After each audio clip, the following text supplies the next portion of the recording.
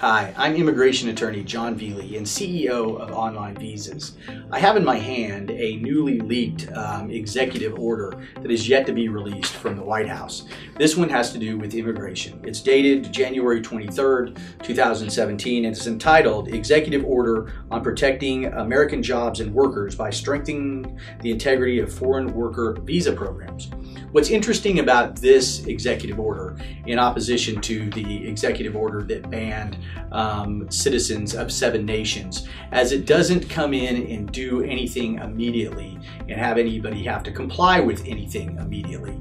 It is really calling for a series of reports and actions within a number of months that would essentially reform work immigration. This is a pretty unique use of an executive order.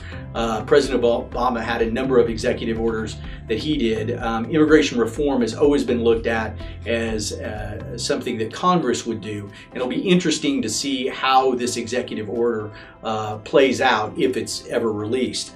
We've heard rumors it may come out on this Thursday. Some of the things to see is that it targets the B1 visa, the L1 visa, the E2 visa, the H1B, the J1 summer visa, the H2A for agricultural workers, and it really focuses on E-Verify. So what are some of the things that are at play in this? Well, it's in a positive thing for those who work in the immigration market. It declares it wants a lot of these areas to be more efficient. This has been a problem in immigration. It takes too long to get visas. Many problems in immigration have to do with quotas, the numeric cap on the H-1B, for example, the long delays and priority dates for the EB-1, EB-2, EB-3 green cards.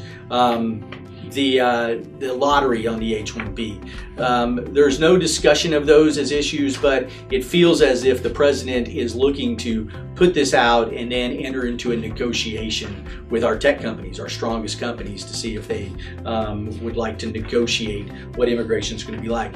In this, there is the entire sort of theme of protecting American jobs. There's the calling of reports for on how visas or these types of visas impact the salaries and U.S. workers.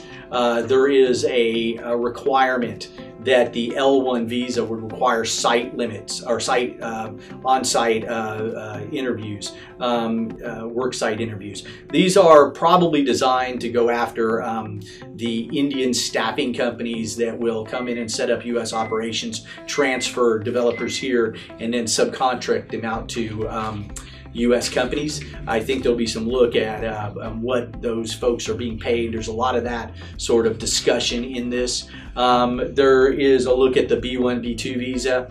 That may have to do with some of the issues on whether or not the B1, B2 has been used in lieu of the H1B. And then the H1B is in there. It'll be interesting to see how that's dealt with, whether or not this might be an opportunity to increase the numbers of H-1Bs that are coming into the country each year to work for our companies, or whether it's to reduce it or even eliminate the H-1B, we don't know. This might be an opportunity for the tech industry to negotiate removing of those caps. It's yet to really tell us anything on that. This issue is looking for E-Verify, which is a system that will verify whether or not somebody's employable. This has been something that has not been utilized across the board or mandated across the board. It looks like that will be something that this administration may request in this sort of situation. The interesting thing to look at this is, what will the impact be?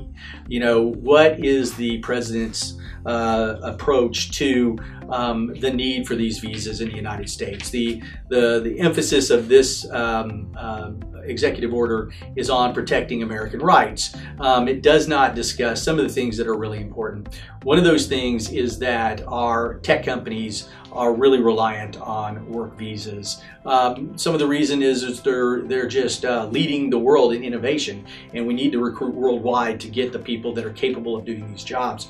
Another thing is whether or not our students in the United States are qualified in the math or sciences. We rank around 25th and 27th respectively in math and science, yet our universities are the top in the world. We have the 5 top universities in the world and 8 of the top 10, excluding Oxford and Cambridge, which are 6th and 7th according to U.S. News and World Report. So we're recruiting the top students in the world. They're coming here for the American dream. They want to leave and work in American companies a lot of the times, and the H-1B cap and other immigration limitations and deadlines and priority dates have limited that and forced not only for these intelligent students that want to work in our workforce with American companies that want to hire them to actually go back home, but our companies are having to take their offices overseas. One of the things that's lost in this conversation, and I think it's important for our tech leaders to push this if there is a negotiation, is that there are some statistics that show for every 100 STEM workers, and that's science, technology, engineering, and math, whether graduate of the United States or foreign graduates that are hired in the United States, it creates 44 jobs for Americans.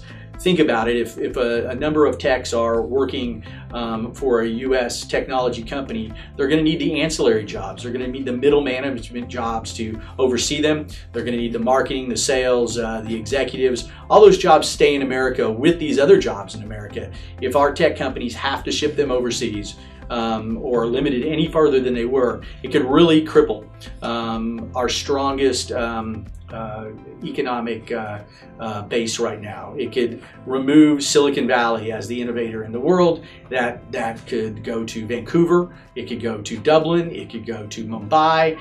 Some other country that wants to be the leader in innovation could take that from us if we are too restrictive on our companies to hire great workers that need to come into this country. So those are some of the things to think about. This executive order should be coming out any day. It'll be interesting to see what comes on its heels with those reports. There's a lot of different ways to look at these facts and statistics. Let's hope that it's not done in such a way that it doesn't serve the purpose of bringing back American jobs, but it actually drives away some of our best companies.